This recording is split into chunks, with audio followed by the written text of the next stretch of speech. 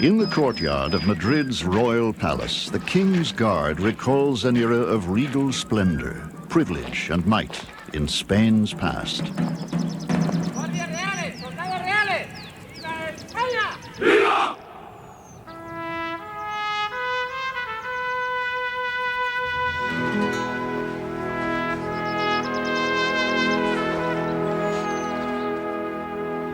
But the saga of Juan Carlos is distinctly modern. When he became king in 1975, he took the reins of government from Europe's last fascist dictator. He was to inherit a land touched by forces unlike the rest of Europe. A land chosen by destiny to become the greatest power on earth, then doomed to lapse into decades of decline and stagnation.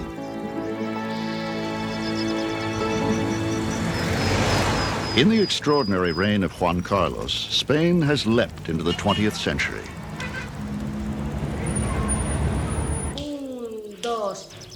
But as new ideas, concepts, and values flood in, the Spanish people cherish the ways that are uniquely theirs.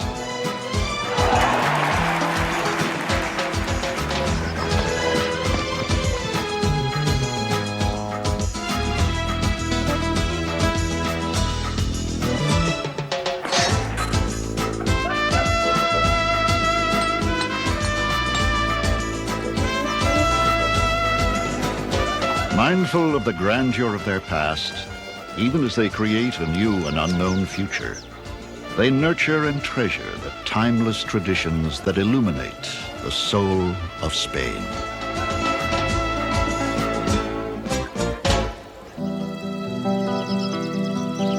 Spain, dramatic, mysterious, complex. Greatness and tragedy resonate in its soul. It gave the world the essence of chivalry in Don Quixote, the quintessence of cruelty in the Inquisition.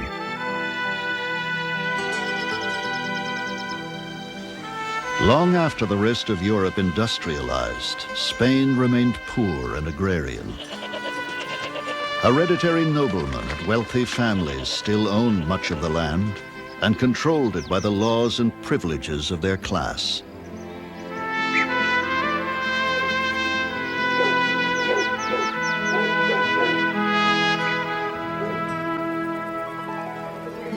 Inward looking, the people proudly clung to their ancient heritage, customs, and beliefs. Who are they? Where did they come from? What shaped the Spanish soul? Lying astride the Atlantic and Mediterranean on the Iberian Peninsula, Spain has been called that country ripped from hot Africa, soldered crudely to inventive Europe.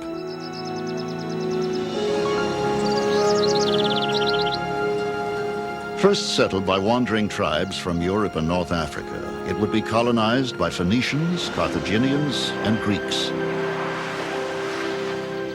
By 19 BC, the triumphant Romans dominated the peninsula. They would leave their indelible imprint of architecture, law, and language. Later, Roman missionaries would introduce Christianity. Led by Arab warriors, in 711, Berbers from North Africa swept into Spain. Soon their rule and Muslim religion gripped the land. Working side by side, Muslim, Christian, and Jewish scholars relit the torch of learning that led Europe out of the Dark Ages.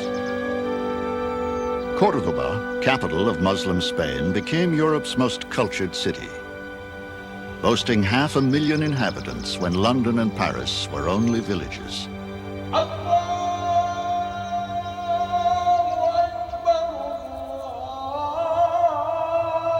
But through the 8 centuries of Muslim rule, the Christians waged war to reconquer the land, until only Granada survived as a Muslim stronghold.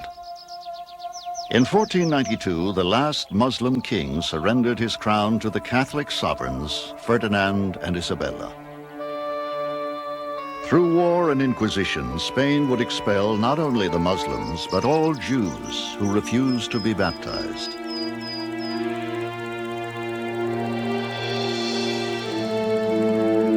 Seeking a western route to the riches of India, Ferdinand and Isabella would provide Christopher Columbus with financial support.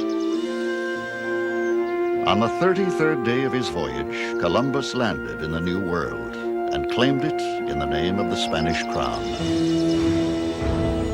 Spain would conquer huge empires in the Americas.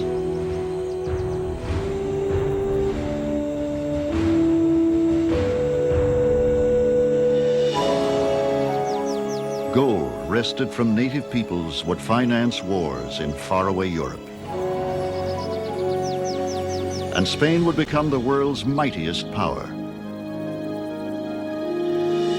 But 2 centuries later, its navy defeated, its empire in shambles, Spain's era of supremacy was over. A long eclipse had begun.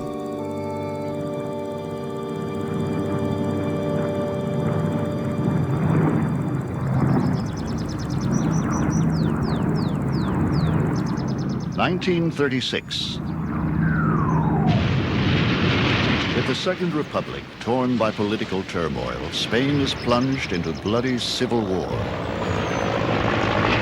An alliance of army officers, monarchists, and the Catholic Church joins the fascists in rebellion. They are supported by Hitler and Mussolini in a conflict that becomes a dress rehearsal for the Second World War.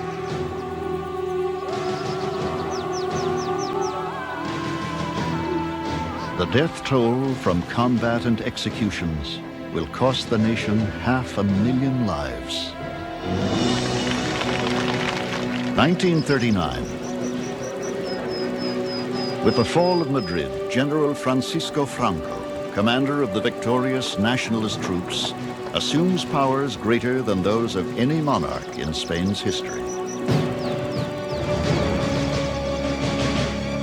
Nationalist, rightist, and authoritarian, the dictator Franco embarks on 36 years of repressive control.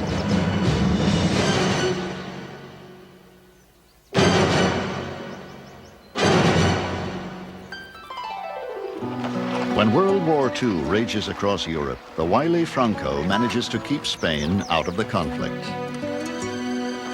The role of women remains static, circumscribed by church tradition and male domination.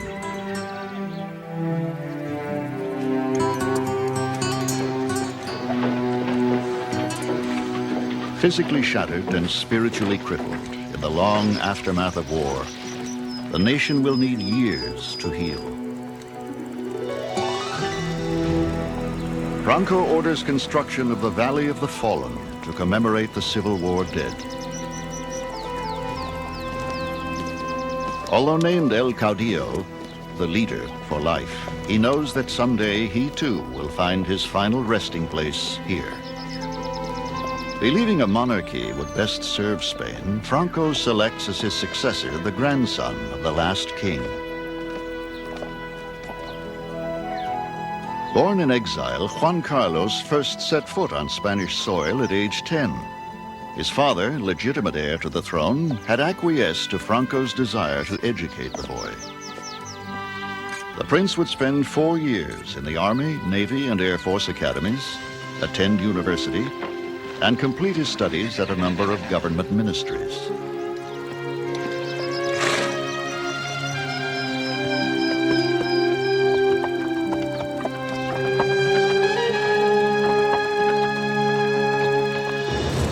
In 1975, the nation observes the end of an era. For nearly 4 decades, Franco had made all of Spain's important decisions. Juan Carlos, rarely seen except in Franco's shadow, was perceived to be molded in his image. Would the nation again erupt in rebellion?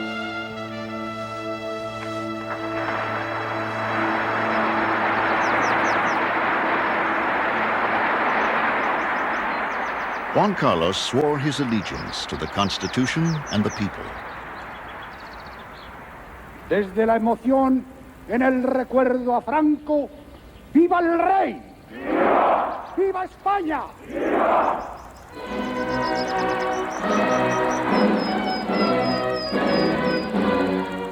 Perceptive and intelligent, he had privately concluded Spain must embark on a new course. Secretly, he had prepared himself for it. To everyone's surprise, he deftly led his people from dictatorship to democracy.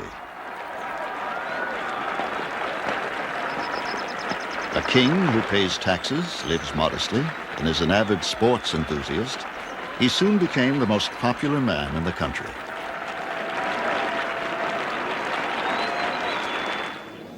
His greatest test came in 1981, when Parliament was invaded by civil guards commanded by a right-wing colonel.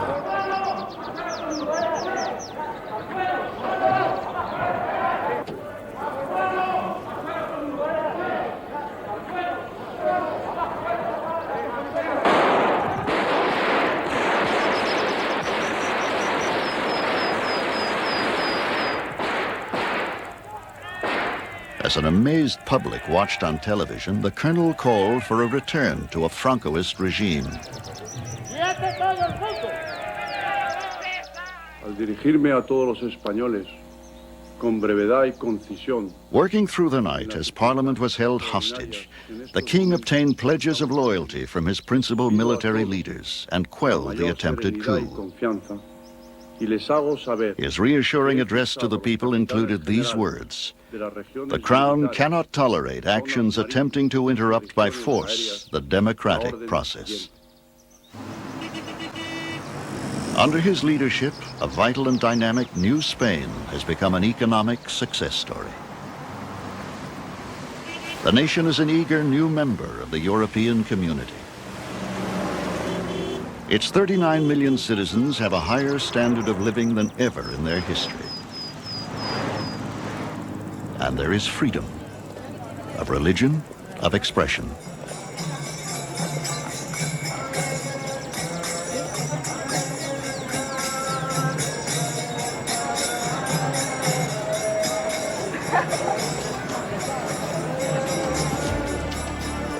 The repression of old has evaporated.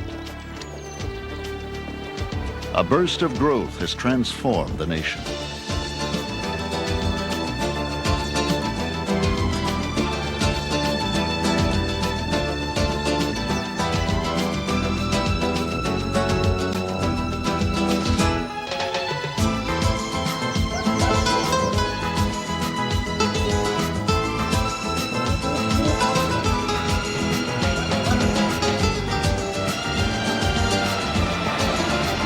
Every year, Spain attracts 50 million tourists, more than the country's total population. They bring billions of dollars, new ideas and customs.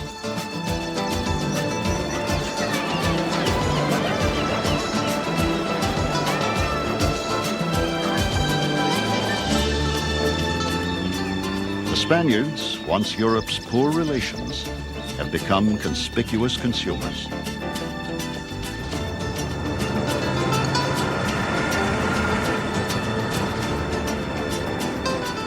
But behind the facade of modern Spain, echoes of an older way of life still resonate. In the same year that Franco died, so did Don Fernando de la Cámara, one of the wealthy landowners who had supported the dictator. Cámara's presence can still be felt in the Seville apartment where his heir, Rocío, lives. Lo que quiero es que tú te pongas bien del todo y que te venga un día al campo a disfrutar. ¿Vale? She is now the head of her family's agricultural business. As her father did, Rocío grows wheat and sunflowers and raises bulls to fight in the ring.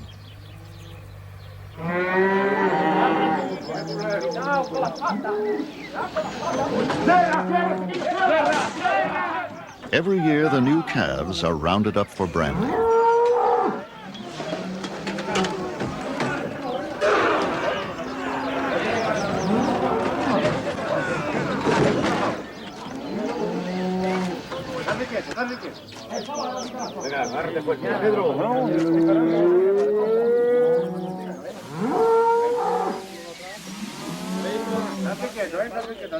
In this tough and traditionally male-oriented atmosphere, Rocio has found acceptance. Evidentemente es más difícil que siendo hombre.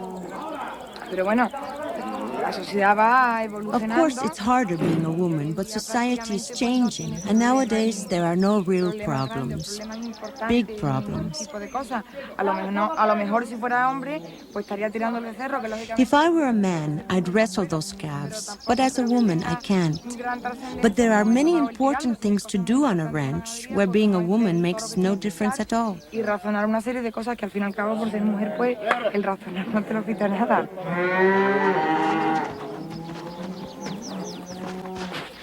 Diego Reyna has been employed by the Cámaras for more than 20 years. He helped raise Rocio, and when her father died, continued as foreman. He has had other job offers, but he respects and admires Rocio. He says he will never leave.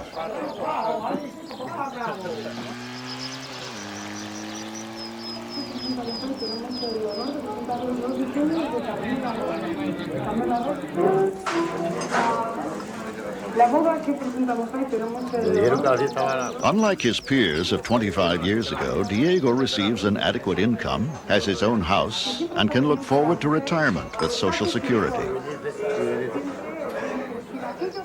Today, Diego has the right to vote, but like many others, still prefers the old ways. Yo personalmente vivía más tranquilo. Personally, I felt more at ease under Franco than now. Yo personalmente. Nobody bothered anybody. You could bed down in the fields anywhere. En el campo donde quisiera. Now you can't. Y hoy no se puede uno acostar en ningún lado. Los últimos años de... In the last few years before Franco died, life was peaceful in the country. Tranquilo en el campo. Y se comía en el campo. We ate well in the country, Y se comía en el campo. and we could save a Y se peseta ahorraba or two. 2 pesetas en el campo. ¿Quién ha ahorrado 2 pesetas hoy? Who saves anything nowadays? La falta de lluvia es más importante que los Whether cambios. Juan, Pedro, or Antonio is in charge, the land is the same. We live off the land and die for the land. It's always the same. Always the same.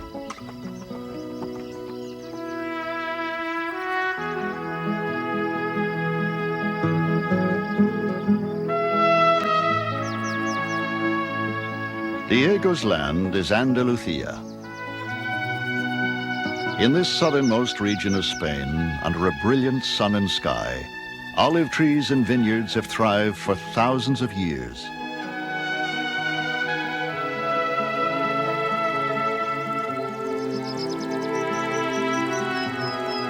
Only here, in all the world, in a small area of chalky, moisture-retaining soil, is true sherry wine produced.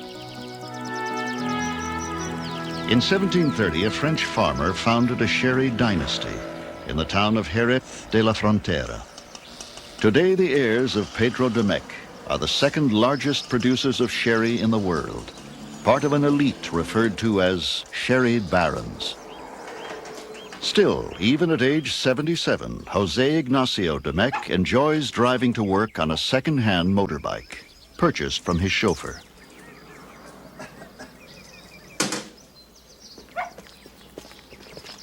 At the manor house that overlooks some of the Domecq vineyards, he meets his eldest son.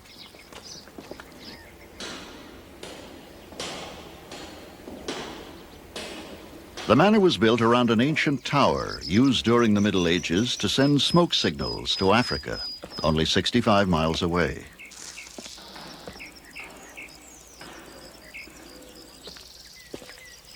It provides a vantage point from which the Domecqs can confer about the 4,300 acres of vineyards they cultivate here. One day, the younger Jose Ignacio will take control of their wine and brandy empire in Spain and the Americas.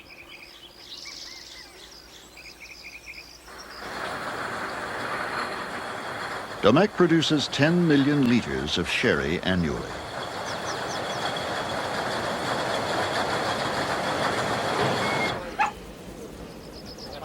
The most vital element in creating a distinctive sherry is the human factor, specifically the human nose.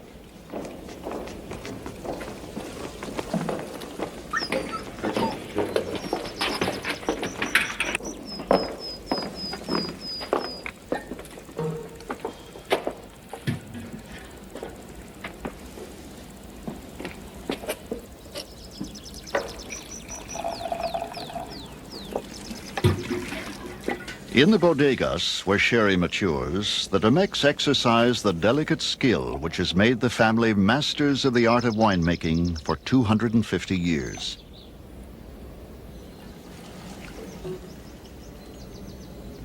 We maintain our standardization of quality throughout the different generations. My father is known in the wine world for the nose, not only because of the size of it, that is, you have seen is rather big, but because he's considered one of the most important specialists in Europe in the science of wine. Okay.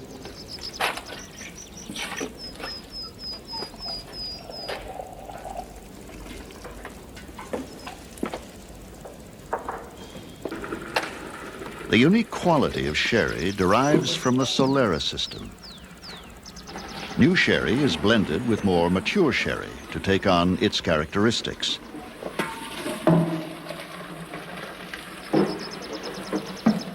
Fortified with grape brandy and repeatedly blended, it ages in oak casks until it reaches maturity. The most venerable bodega holds casks of rare sherry dedicated to the famous. Among them is one once reserved for George IV, King of England. A cask was dedicated to Napoleon in 1812. And after the Battle of Trafalgar, Admiral Lord Nelson's body was shipped to England perfectly preserved in a cask of brandy and sherry.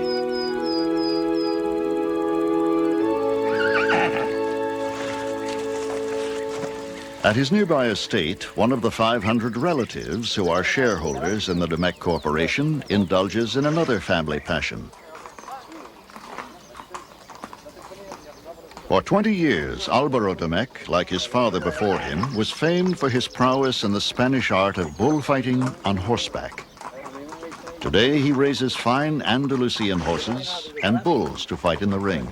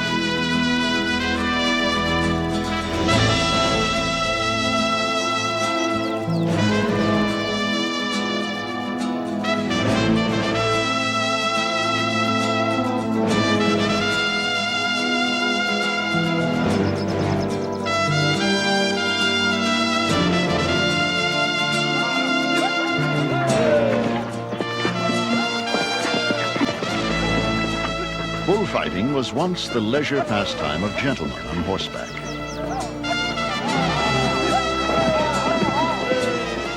Farmhands assisted with their capes.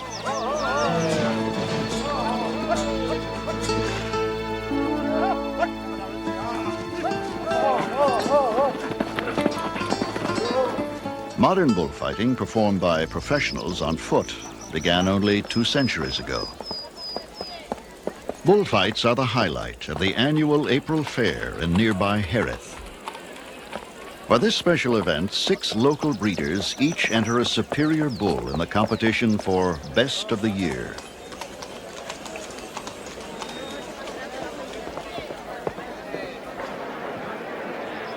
Domecq is here, sharing the crowd's anticipation and hoping his bull will bring honor to the family's reputation as breeders.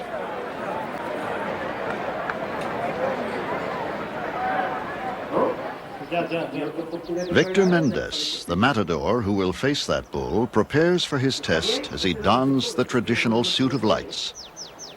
Esta era mucha novilla. El año pasado puso en un sitio, o sea, comer, que llegue allí por la tarde. Una habitación para todos. ¿Cómo está usted? ¿Qué tal, hombre? The bull ring manager and other well-wishers come bearing the only protection they can offer. Suerte. Good luck. El domingo día 27. Vale, pues muy bien. No sabemos quién irá. Vino por ahí todo para juntos, deseamos. Eso fue la coronadita del otro día de Miura. Que fue de milagro. El otro día Un topa adentro, topa arriba. le diste a los adentros. Y 40 y 50 y 60 mil duros. Fíjate tú como decir que te tienes que enviar, ¿eh? As his sword handler makes final adjustments, Mendez reflects on the trial ahead. It's no fight, a game between the rational and the irrational. If it's possible, to arrive to the death of the bull. But sometimes it's the death of the man. To the Spaniard, the bullfight is not a game, but a revered ritual, not a sport, but an art.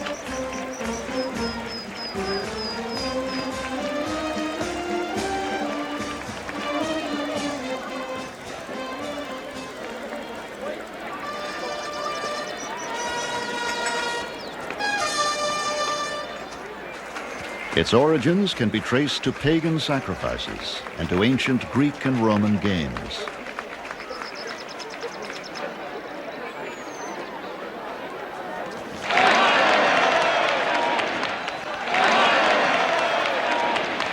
In its beauty, glorification of bravery, and disdain for death, the bullfight embodies traditional values of Spanish life.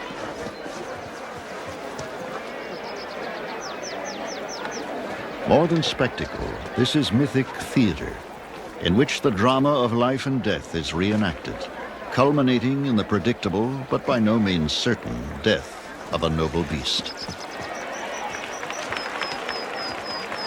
In recent years, it has lost popularity, and there is increasing disquiet among a minority of Spaniards about the morality of their national fiesta. But for some, it remains an irreplaceable thread in the fabric of their heritage.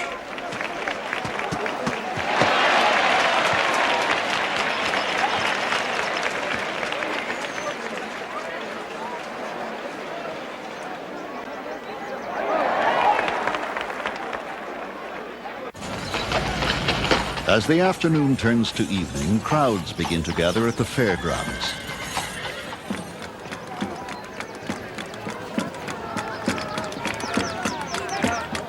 In this week-long celebration, women wear traditional Andalusian dresses. Friends meet, sip sherry, make music, and dance.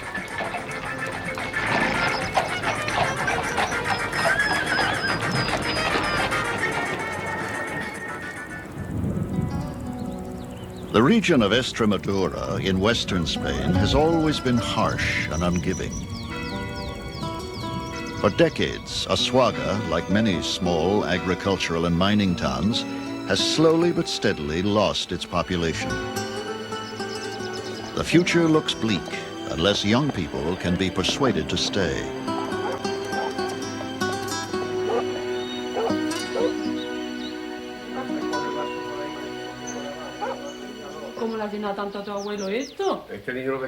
Among the few professionals here is a husband and wife team of doctors assigned to the local clinic. Their 16-year-old daughter, Alicia, feels trapped in the stifling atmosphere. La pinta que le han puesto en el casino no le gustaba. Ah, no me gustaba la tapa del casino. No te sé lo que era. No, tenía una pinta que no me gustaba nada. Son buenísimas. Exquisita la carne. Ah, pues no. Pero bueno, tenía la gafa oscura y además la carne. Este pueblo es pequeño, tiene poco. This is a small town. There isn't much for me to do. I'm not sure whether to stay or leave. I'll probably leave, but I still haven't decided.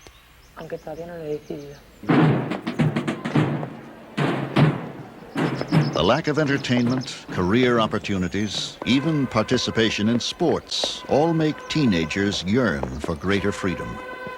The old ways hold no allure for the young generation.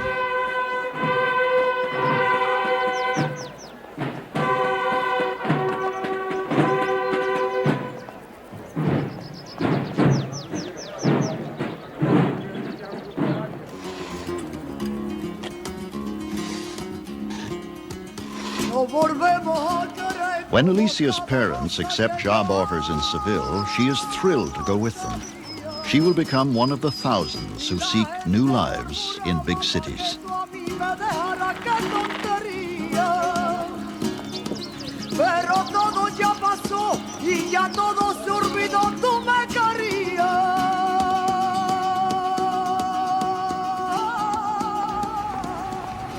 Spain's new constitution carefully spells out the equality of opportunity for men and women.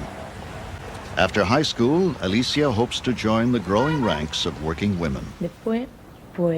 Then, after a couple of years, when I've mastered that job, I'll study business management, and after that, join a big company.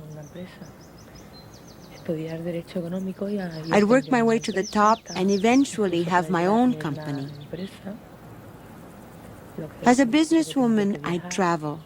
I'd like to travel a lot in my work.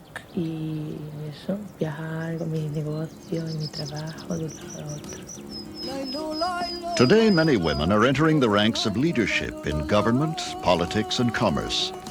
The unemployment rate of women is twice that of men. But like Alicia, they pursue an alluring dream.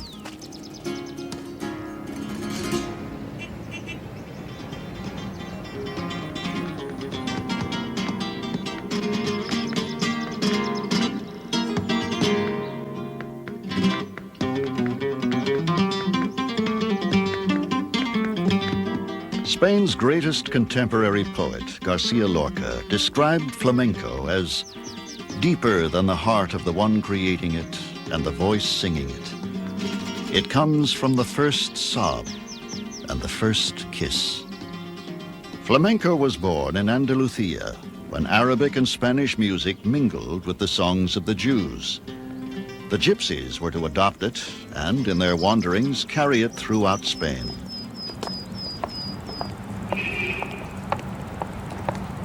Francisca Sadornil, La Tati as she is known, was born here in Madrid.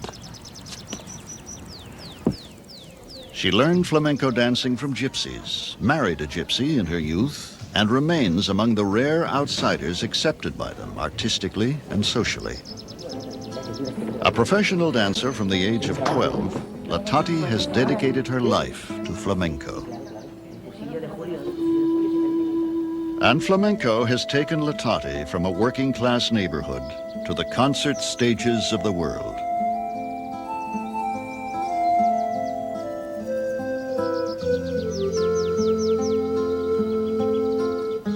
She reminisces.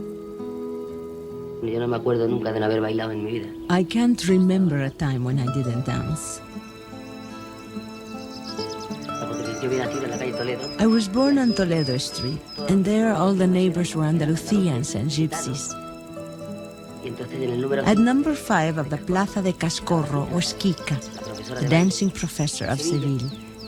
I went to Kika when I was about 7.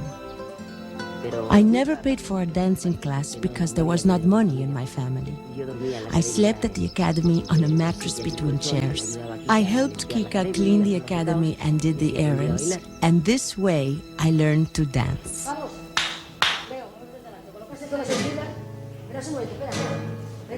Today, she passes her knowledge to a new generation.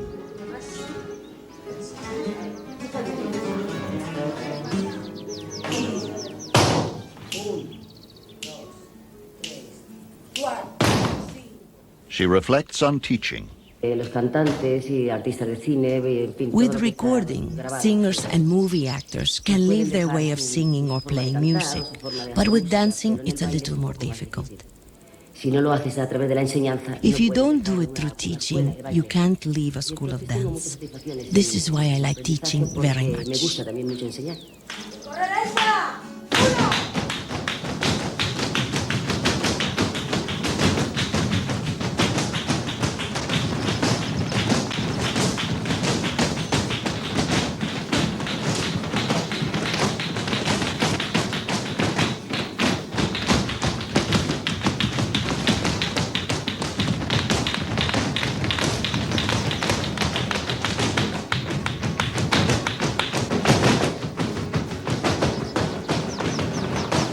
Latati is highly sought as a teacher, but as an artist, she gets her deepest satisfaction from performance. Todo lo que siento y por lo que vivo y My life is shaped on the stage. All that I feel or live for, everything, all my suffering and all my glory, all my life is on the stage.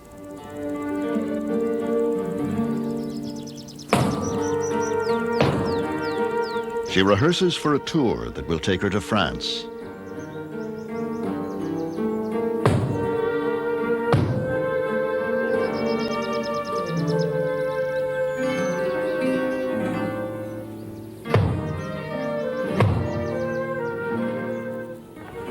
la calidad del flamenco. The quality of flamenco is to get out of a difficult situation of crying and of sorrow, to get into an explosion of happiness and a feeling born in the soul and the heart. Flamenco is an expression of the soul.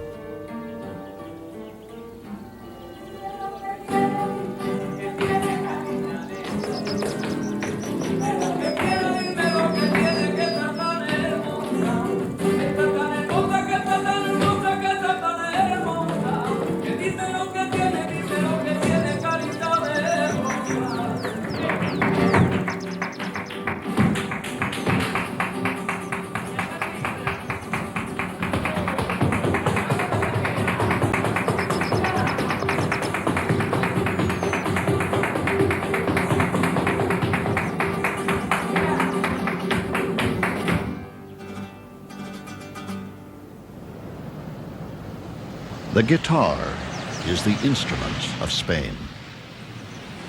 In the working-class neighborhood where he grew up, Arcangel Fernandez has handcrafted guitars for 36 years.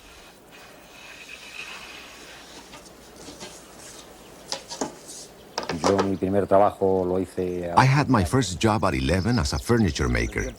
Later, I became fond of playing the guitar. I started to play flamenco.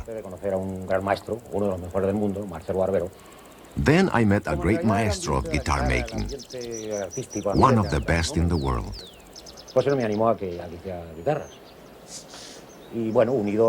Since I had found that the artistic environment was not much to my liking, I found myself turning to guitar making.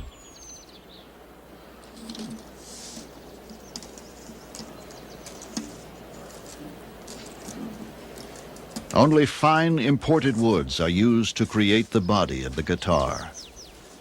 They are carefully heated and shaped as the craftsman gradually brings the instrument to life.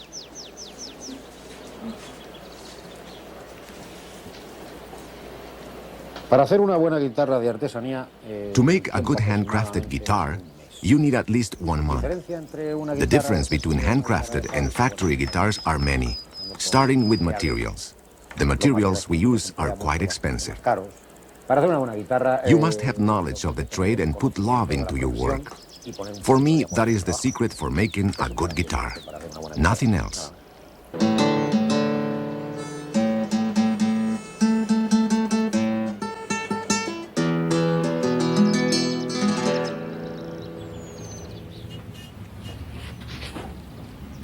Aquí a esta banda, que es donde mejor se ve, curiosidad ya. Todo con mucha delicadeza. Signed and numbered by the craftsman, a finished instrument may cost from $2,000 to $10,000.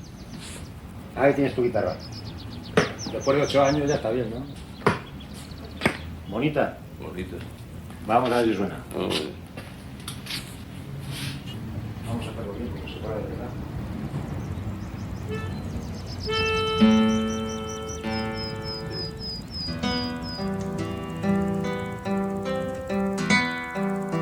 Through this artist's expression, the guitar gives voice to the Spanish soul.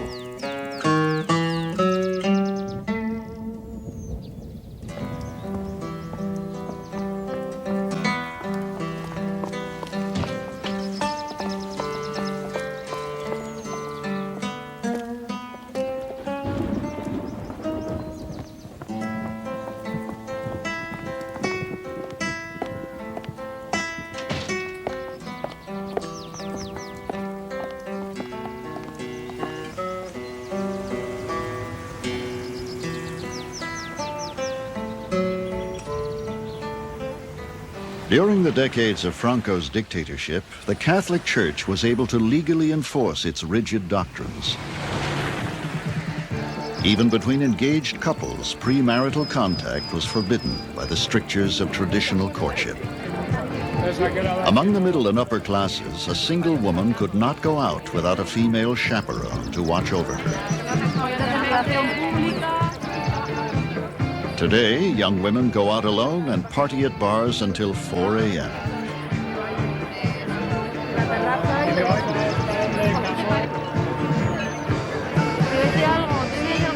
Agata Ruiz de la Prada is among the contemporary Spanish women who now define their own roles in society.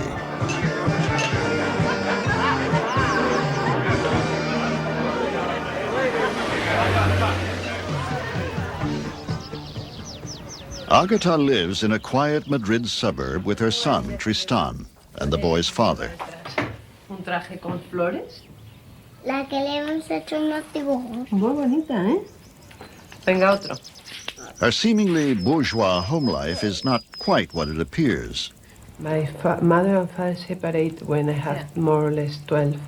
And my mother goes to live to Barcelona. So for me it was very nice because I have 2 cities and 2 houses, and I have always the liberty of choosing one or the other.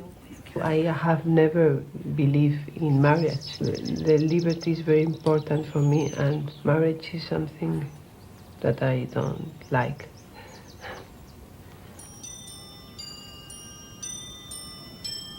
Ruiz de la Prada is a designer and businesswoman.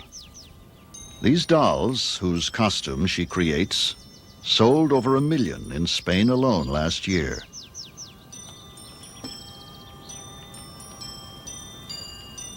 She also designs highly original clothing. When I was little, I wanted to be a painter. One thing that I have ever hated is the distance, the big distance between a picture in a wall and the way that people live. I think that when you like some picture, you must wear it, no? And you must eat with it, and you must sleep with it. You must put it in your life, no?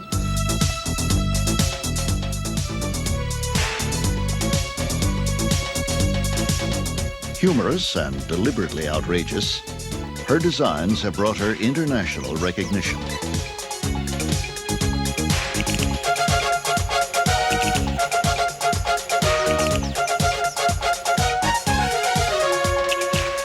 The impulse behind them, in fact, springs from a traditionally Spanish attitude, that of the rugged individualist.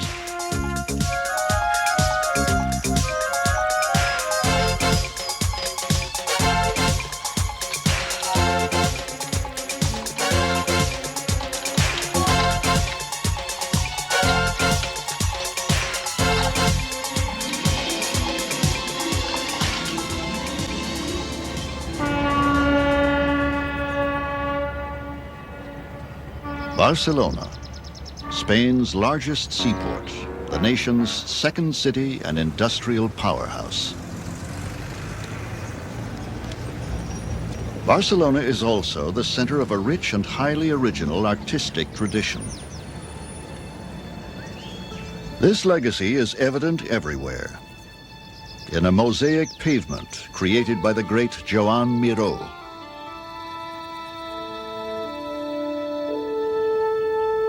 a design created by Picasso in his self-imposed exile during the Franco years.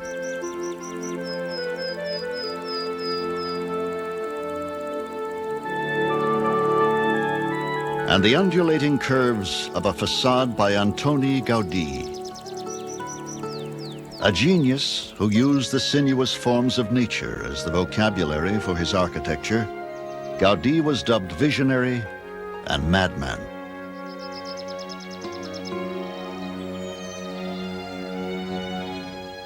Son of a coppersmith, he was modest and self-effacing. Refused by the one woman to whom he proposed, he would dedicate his life exclusively to architecture and God. He maintained, God continues creation through man. In 1884, he began work on the Sagrada Familia, the expiatory temple of the Holy Family. It would be his masterpiece. But in 1926, returning from evening church services to sleep in his workshop, Gaudí was struck by a streetcar. 3 days later, he died. Thousands followed the funeral cortege to his final resting place, the crypt of his unfinished basilica.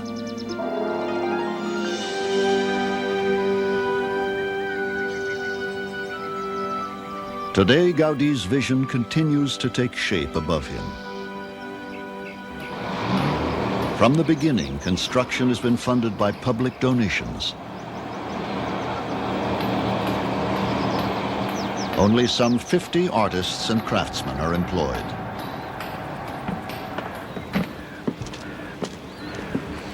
Architect Jordi Bonet, like his father, a specialist in the works of Gaudí, has been entrusted with completion of the building.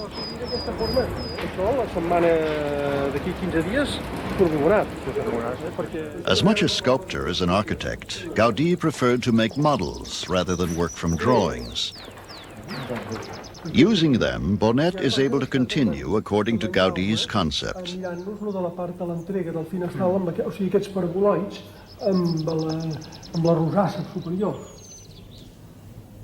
A model of the nave, the central part of the church, reveals columns whose design was inspired by shapes found in nature.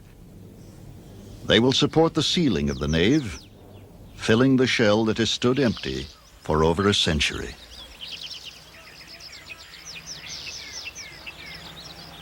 With all these Gaudí original elements, it is possible to continue it and to build in his place the nave.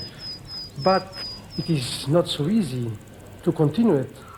But I hope to have, or to are in the same spirit of Gaudí, and for them we are working with all our forces to make the best.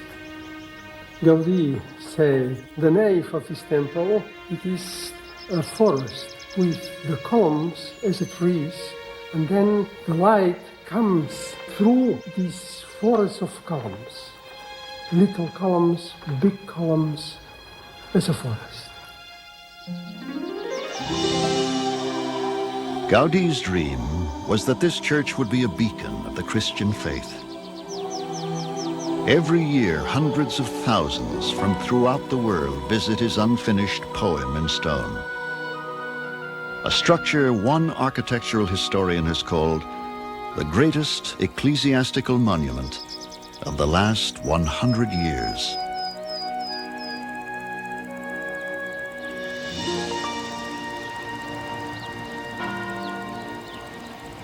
Holy Week. Across the nation, cities and villages ready for a ritual of faith that occurs in few places outside Spain, and nowhere with more passion than in Seville.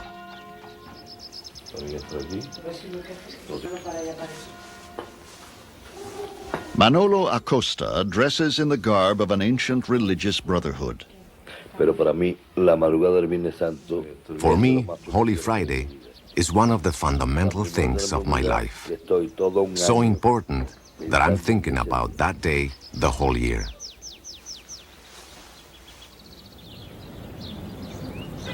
With his brotherhood, he will accompany sacred figures from their neighborhood church to Seville's cathedral and back.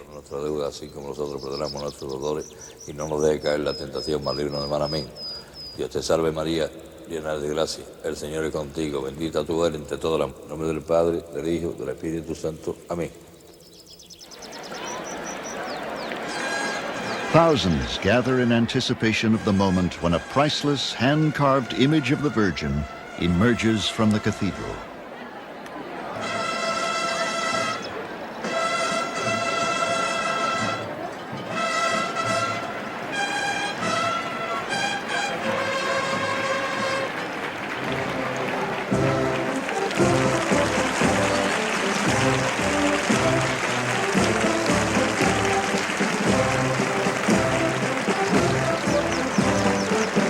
Platforms called pasos support lavish figures of the sorrowing Virgin Mother, Christ, and scenes of his passion.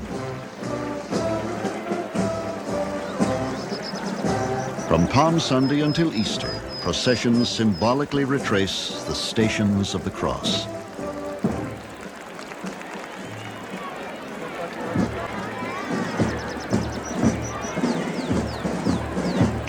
Proceeding blindly under the directions of a guide, 30 to 40 bearers support the pasos, which may weigh up to 2 tons.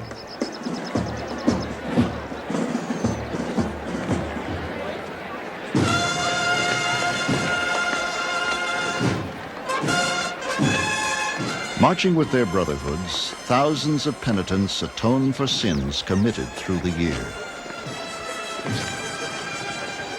They wear masks and hoods designed centuries ago to conceal the sinners from all but God.